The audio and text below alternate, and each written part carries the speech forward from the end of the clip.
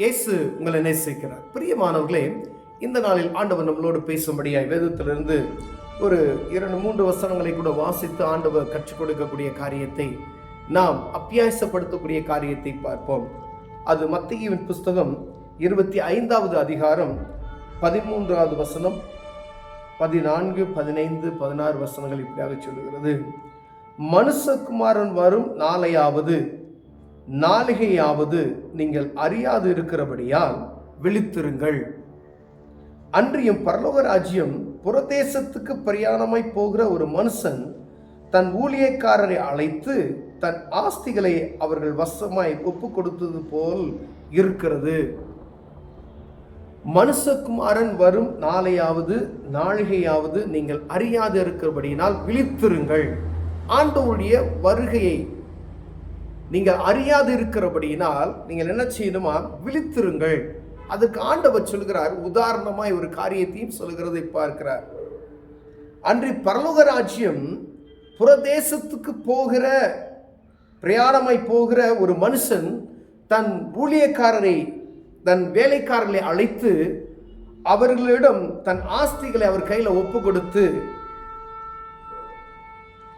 அவர்கள் எப்படி அதை மேம்படுத்துகிறார்கள் என்று பார்க்கக்கூடிய ஒரு காரியத்தை அங்கு எழுதப்பட்டிருக்கிறதை பார்க்க முடியுது. அவனுடைய திறமைக்கு தக்கதாக ஒருவனிடத்தில் 5 தாலந்தும், ஒருவனிடத்தில் 2 தாலந்தும், ஒருவனிடத்தில் 1 தாலந்தும் கொடுத்து உடனே பிரயாணப்பட்டு போனான் என்று எழுதப்பட்டிருக்கிறது. பிரியமானவர்களே, அந்த எஜமானன் அவனுடைய ஆஸ்திகளை எல்லாம் கொண்டு எடுத்து, நான் வெளியே போகிறேன், உங்ககிட்ட அந்த காரியத்தை கொடுக்குறேன், நீங்கள் அதை எப்படி நீங்கள் அதை உருவாக்குங்கள் என்று சொல்லி 5 தாலந்த ஒரு மனிதனிடையும், 2 தாலந்தை ஒரு மனிதனிடமும், 1 தாலந்து ஒரு மனிதனிடமும் கொடுக்கப்பட்டு பரலோக ராஜ்யத்துக்கு ஒப்பனையாக இந்த காரியத்தை ஆண்டவர் நமக்கு உண்மையாக நாம் புரிந்து கொள்ளும் வண்ணமாக ஆண்டவர் எழுதி வைத்திருக்கிறார். பிரியமானவர்களே, 5 தாலந்து வாங்கினவன் போய் அவைகளை கொண்டு வியாபாரம் பண்ணி வேறு 5 தாலங்களை சம்பாதித்து வைத்தான். அப்படியே 2 தாலந்தை வாங்கினவன் என்ன செஞ்சானா? வாங்கினவன் வேறு 2 தாலந்தை என்ன செஞ்சான்? வாங்கினானா. 1 தாலந்தை வாங்கினவனோ போய் நிலத்தை தோண்டி தன் எஜமானுடைய பணத்தை புதைத்து வைத்தான். வெகு காலமான பின்பு அந்த ஊழியக்காரருடைய எஜமானன் திரும்பி வந்து அவரிடத்தில் கணக்கு கேட்டான். அப்பொழுது 5 தாலந்தை வாங்கினவர் வேறு 5 தாலந்தை கொண்டு வந்து, ஆண்டவனே, 5 தாலந்தை என்னிடத்தில் கொடுத்தி, இதோ வேறு 5 தாலந்தை கொண்டு வந்து, ஆண்டவனே, 5 தாலந்தை என்னிடத்தில் கொடுத்து ஒப்புவித்திரே, அவைகளை கொண்டு இதோ வேறு 5 தாலந்தை சம்பாதித்தேன் என்று சொன்னான். அவனுடைய எஜமான் அவனை நோக்கி, நல்லது, உத்தமும் உண்மையுள்ள ஊழியக்காரனே, நீ கொஞ்சத்தில் உண்மையாயிருந்தால் அநேகத்தில் உன்னை நான் அதிகாரியாக வைப்பேன் என்றார். உன்னுடைய எஜமானுடைய சந்தோஷத்துக்களை என்ன செய்ய? உள்ள பிரவேசித்துக்கொள். அதே மாதிரி 2 தாலந்து வாங்கினவனும் நினைச்சாராம், உள்ள வந்து 2 தாலந்து என்கிட்ட கொடுத்தீங்க, நான் அதை கொண்டு மேற்கொண்டு 2 தாலந்தை நான் சம்பாதித்து வைத்தேன் என்று சொல்லி ஆண்டவருடைய சமூகத்தில் வா, உண்மையும் உத்தமுள்ள ஊழியக்காரன் வா, என்னுடைய ராஜாவினுடைய சந்தோஷத்துக்கு பிரவேசி என்கிற சொல்லுகிற அந்த வார்த்தையை நாம் வாசிக்க முடிகிறது. பிரியமானவர்களே, அதே போல பாருங்க, 1 தாலந்தை வாங்கினவன் வந்து, ஆண்டவனே, நீர் விதைக்காத இடத்தில் அறுக்கிறவரும் தெளிக்காத இடத்தில் சேர்க்கிறவருமான கடினமுள்ள மனுஷன் என்று கண்டு ஆகிய நான் பயந்து போய் உமது தாலந்தை நிலத்தில் புதைத்து வைத்தேன், இதோ உம்முடைய தாலந்தை வாங்கிக் கொள்ளும் என்றான். அப்பதான் அந்த வேலைக்காரனுடைய அந்த எஜமானுடைய கோபத்தை அவன் பார்க்க முடிகிறது. அவனுடைய எஜமான் பிரதியுத்தரமாக, பொல்லாதவனும் சோம்பலுமான ஊழியக்காரனே, நான் விதைக்காத இடத்தில் அறுக்கிறவனும் தெளிக்காத இடத்தில் சேர்க்கிறவனும் என்று அறிந்தாயே. அப்படியானால் நீ பணத்தை காசுக்காரர் வசத்தில் போட்டு வைக்க வேண்டியதாக இருந்தது. அப்பொழுது நான் என்னுடையதை வட்டியோடு வாங்கிக் கொள்வேனே என்று சொல்லி அவனிடத்திற்கு தாளந்தை எடுத்து 10 தாளந்து உள்ளவன் கடத்து கொடுத்து, உள்ளவனவனுக்கு அவனுக்கு கொடுக்கப்படும், பரிபூர்ணம் அடைவான், இல்லாதவனிடத்து உள்ளதும் எடுத்துக் கொள்ளப்படும் என்று சொல்லி, பிரயோஜனமற்ற ஊழியக்காரனை இவனை புறம்பான இருளே தள்ளி போடுங்கள், அங்கே அழுகையும் பற்கடிப்பும் உண்டாயிருக்கும் என்றார். அந்த 1 தாலந்தை வாங்கி 10 தாலந்து உள்ளவன்கிட்ட கொடுத்துட்டு அவனை தூக்கி அழுகையும் பற்கடிப்பும் உள்ள ஒரு இடத்துல நீங்க அவனை கொண்டு போய் போடுங்க என்று சொல்லுவதை நாம் பார்க்க முடிகிறது. பிரியமானவர்களே, ஆண்டவர் அதே போலதான் ஒவ்வொரு மனிதனுக்கும் அவரவர்கள் திறமைக்கு தக்கதாக 1 தாலந்தை கைகளை கொடுத்திருக்கிறார். பிரியமானவர்களே, 1 தாலந்தா இருக்கலாம், அது 2 தாலந்தா இருக்கலாம், அது 5 தாலந்தா இருக்கலாம். ஒவ்வொரு தனிப்பட்ட மனிதனுக்குள்ளேயும் ஆண்டவர் இப்படிப்பட்ட விசேஷித்த ஞானத்தை வைத்திருக்கிறார், தாளந்தை வைத்திருக்கிறார். அதை அறிந்து ஆண்டவருடைய நாம மகிமைக்காய் உங்களை எப்படி ஆண்டவர் கூப்பிட்டு ஆண்டவர் உங்கள் கையில் ஒரு பொறுப்பை கொடுத்தாரோ அதே போல நீங்கள் உருவாக்குகிறவர்களாய் இருக்கும்படியாய் அதை கொண்டு மேற்கொண்டு ஆண்டவர் ஒரு 5 தாளந்தை நீங்கள் சம்பாதிக்கிறவர்களாய் இருக்கிறீர்களா? 5 ஆத்துமாக்களை சம்பாதிக்கிறவர்களாய் இருக்கிறீர்களா? ஐயா, நான் 2 ஆத்துமா தான் என்கிட்ட கொடுக்கப்பட்டீங்க, நான் அந்த 2 ஆத்துமாவுக்கு 4 ஆத்துமாவை நான் சம்பாதித்து விட்டேன் என்று சொல்லுகிறீர்களா? இல்ல ஒரு ஆத்மாவை கொடுத்து அந்த ஒரு ஆத்மாவை ஒன்றுக்கும் பிரயோஜனம் இல்லாமல் புதைத்து போட்டு விட்டவனாய் காணப்படுகிறேனா? நாம் எப்படி இருக்கிறோம் என்பதை பார்க்கும்படி ஆண்டவர் நம்மளோடு பேசுகிறார். பிரியமானவர்கள், ஆண்டவர் ஒரு உவமையாக ஒரு எஜமானனு குறித்து இங்கு எழுதப்பட்டிருக்கிறது, பரலோக ராஜ்யத்தினுடைய அந்த காரியத்தை குறித்து. அப்ப பரலோக ராஜ்யத்துக்கு நுழைவதற்கு எவ்வளவு காரியங்கள் இருக்கிறது என்பதை, பரலோக ராஜ்யத்துக்கு உள்ளே நுழைவதற்கு அநேக காரியங்கள், இதுவும் ஒரு காரியம். ஆண்டவர் நம்மை புரிந்து கொள்வதற்காக பல முறை அவர் அநேக முறை மீண்டும் மீண்டுமாக ஏதாவது ஒரு வகையில் என் பிள்ளைகள் இதை புரிந்து கொள்வார்கள், உலகத்து மக்கள் புரிந்து கொள்வார்கள் என்பதற்காக ஒவ்வொரு மனிதனுக்கு தக்கதாக, விவசாயிகளுக்கு ஏற்ற போல, அதே போல மற்ற ஜனங்கள், ஒரு ஆடு மேய்க்கிறவர்கள் அவர்களுக்கு ஏற்றது போல, பெரிய எஜமானர்கள் இருக்கிறார்கள் அவர்களுக்கு ஏற்றது போல, வேலை செய்கிறவர்கள் இருக்கிறார்கள் அவர்களுக்கு ஏற்றது போல இதை புரிந்து கொள்வார்கள். பரலோக ராஜ்யம் இப்படிதான் இருக்கு. நான் உனக்கு கொடுக்கப்பட்ட தாளந்தை நீ எப்படி நீ பயன்படுத்திருக்கிற என்பதை பார்க்கும்படி ஆண்டவர் விரும்புகிறார். பிரியமானவர்களே, எப்படியாவது புரிஞ்சுக்குவான். 5 தாளந்தை கொண்டு எப்படி நீ 5 தாளந்தை சம்பாதித்த?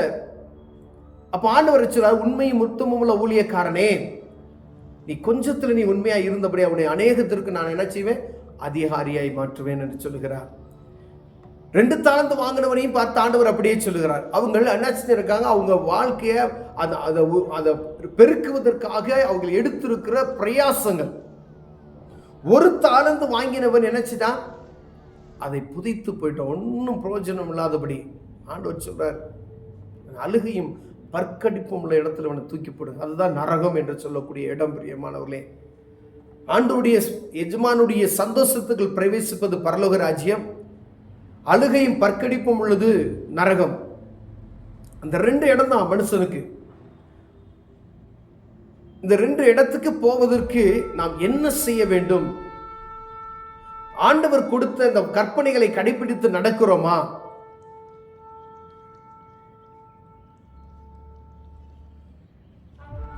நீங்க உங்களால் அறியப்பட்ட அந்த காரியத்தை நீங்கள் பிறருக்கு சொல்லி ஆத்துமாக்களை உருவாக்கி இருக்கிறீர்களா? இல்லை அதை தடை பண்ணுகிறீர்களா?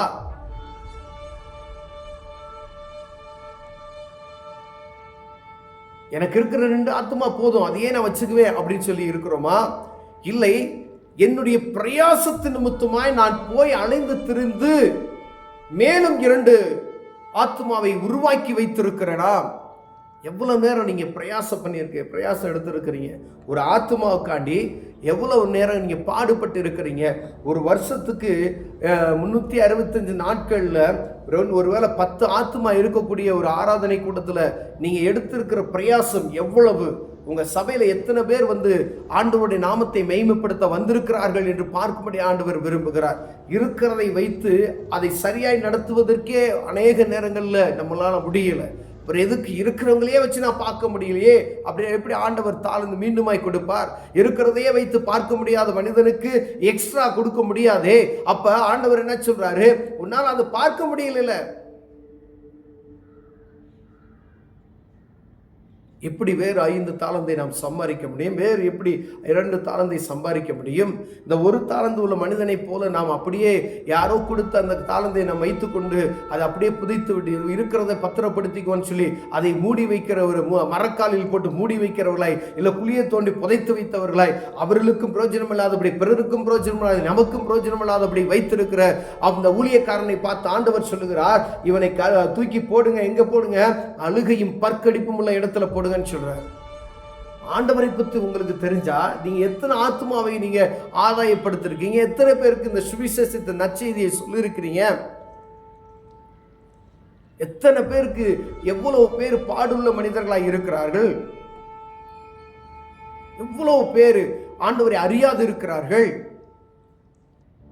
உங்களால் கூடுமான மட்டும் யாருக்காவது இந்த ஆண்டவரை பற்றி சொல்லுவதற்கு பிரயாசப்படுங்கள்.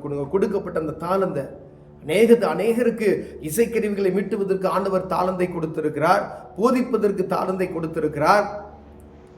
ஏதாவது ஒரு காரியத்தில் ஆண்டவருக்காக பிரயோஜனப்படத்தக்கதான் ஆண்டவர் தாளந்தை கொடுத்திருப்பார்.